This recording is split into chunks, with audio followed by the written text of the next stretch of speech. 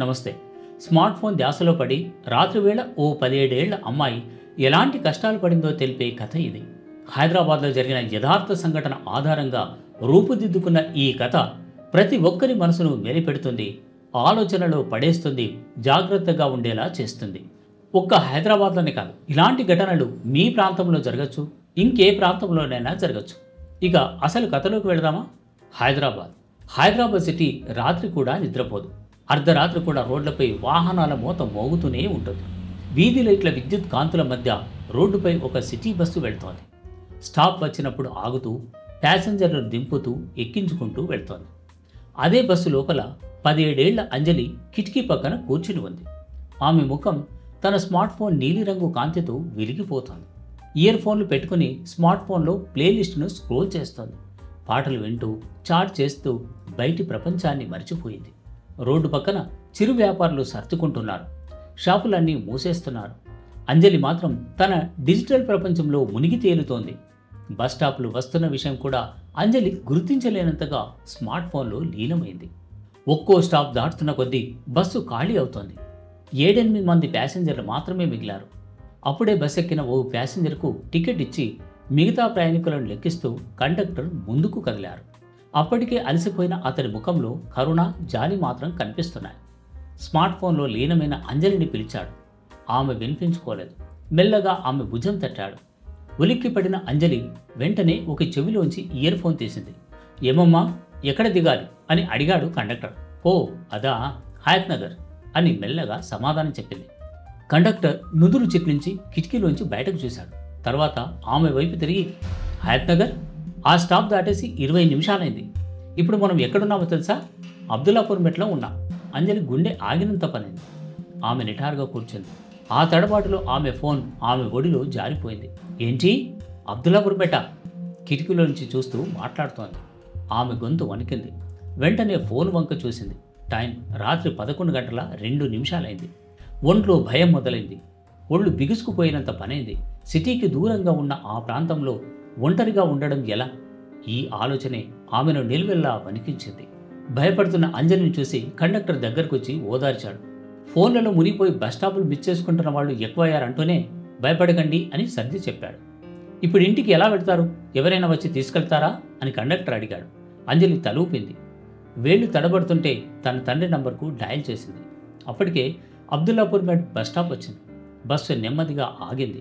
కండక్టర్కు అంజలికి మధ్య జరుగుతున్న సంభాషణ విన్న డ్రైవర్ తన సీటులోంచి అటువైపు తిరిగాడు. అమ్మాయి, ఇంత రాత్రి ఇంటికెలా వెళ్తాం? మా ఇల్లు అబ్దుల్లాపూర్ మెట్లోనే ఉంది.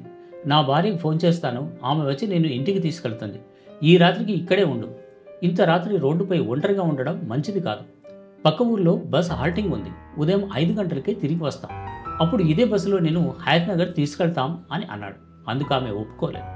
డ్రైవర్కు కృతజ్ఞతలు చెప్పింది. మా నాన్నకు ఫోన్ చేస్తాను, ఆయన వచ్చి తీసుకెళ్తాడు అని చెప్పింది. ఒకవైపు భయపడుతూనే తండ్రికి ఫోన్ చేసింది. 3వ రింగుకే తండ్రి ఫోన్ తీశాడు. అంజలి, ఏమైంది? ఇంత ఆలస్యం ఎందుకైందని కంగారుగా అడిగాడు.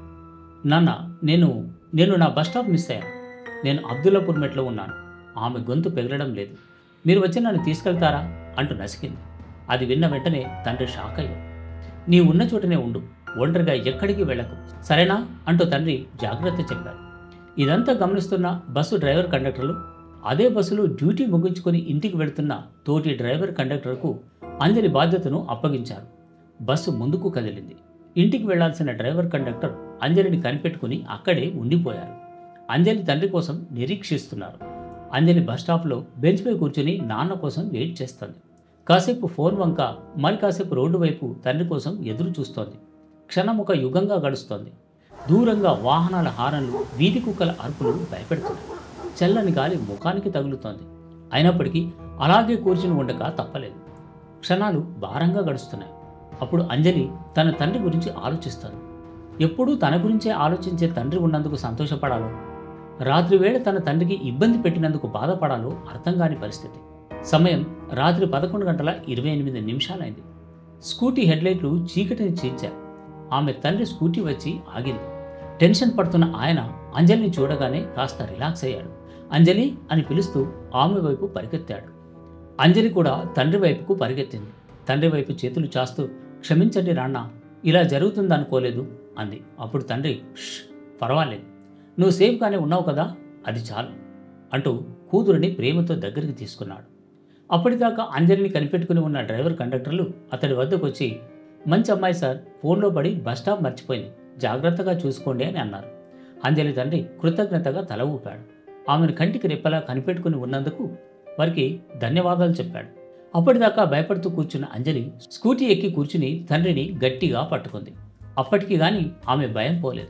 నిశ్శబ్దంగా ఉన్న రోడ్డుపై స్కూటీ సౌండ్ ఎదురుగా వస్తున్న గాలికి లాలిపాటలా అనిపించసాగింది. వారు ఇంటికి చేరేసరికి అర్ధరాత్రి 12 గంటలు దాటింది. అప్పటికే అంజలి తల్లి డోర్ దగ్గర నిలబడి కూతురి రాక కోసం ఎదురు చూస్తారు. అప్పటిదాకా టెన్షన్ పడుతున్న ఆమె కూతురిని చూడగానే పోయిన ప్రాణం లేచి వచ్చినట్లయింది. "అంజలి, నీకేమైందోనని భయంతో చచ్చాం" అంటూ తల్లి గట్టిగా తిట్టింది. ఆమె తిట్టులో ప్రేమతో కూడిన ఆందోళన ఉంది. అర్ధరాత్రి ఆడపిల్ల ఒంటరిగా ఉంటే ఏం జరుగుతుందో, ఎలాంటి దారుణాలు జరుగుతున్నాయో తలుచుకుని ఆమె ఉలిక్కి పడింది. కానీ కూతురు సేఫ్గా తిరిగి వచ్చినందుకు ఆమె కాస్త రిలాక్స్ అయ్యింది. తర్వాత అంజలి బెడ్పై నిద్రపోయే ముందు అంతవరకు జరిగిన సంఘటన తలుచుకొని వణికిపోయింది. అర్ధరాత్రి నిర్మానుష ప్రాంతంలో ఒంటరిగా ఉండడం అస్సలు మంచిది కాదని గుర్తుకు రాగానే తనని తాను తిట్టుకుంది. అనవసరంగా మొబైల్ ఫోన్లో లీనమైపోయి ఇలాంటి పరిస్థితి తెచ్చుకున్నానని బాధపడింది. ఇక ముందు ప్రయాణంలో మొబైల్ ఫోన్తో జాగ్రత్తగా ఉండాలని నిర్ణయించుకుంది. తను వెళ్లిన బస్సు డ్రైవర్ కండక్టర్లు మంచివాడు. అందుకే తనను అలా ఒంటరిగా బస్టాప్లో వదిలి వెళ్లకుండా మిగతా డ్రైవర్ కండక్టర్లకు తన బాధ్యతను అప్పగించారు. లేదంటే తన పరిస్థితి ఏంటి? అందుకే వాళ్లకు మనసులోనే కృతజ్ఞతలు చెప్పింది. వాళ్ల మంచితనాన్ని కొనియాడింది. నీతి. ఈ కథలో నీతి ఏంటంటే, మొబైల్ ఫోన్లలో లీనమైపోయి మనం ఏం చేస్తున్నామో మర్చిపోతున్నాం. చివరికి అది ప్రమాదాన్ని కొని తీసుకురావచ్చు. అందుకే జాగ్రత్తగా ఉండాలని అంజలి కథ హెచ్చరిస్తోంది. ఇలాంటి ఘటనలు మీకు కానీ మీ ప్రాంతంలో కానీ ఎప్పుడైనా ఎదురయ్యాయా? ఎదురైతే కామెంట్ రూపంలో తెలియజేయండి. మీ అనుభవాలు ఎంతోమందికి ఒక హెచ్చరికలా పనిచేస్తాయి. ఈ వీడియో నచ్చితే లైక్ చేయడం, షేర్ చేయడం మర్చిపోకండి. నమస్తే.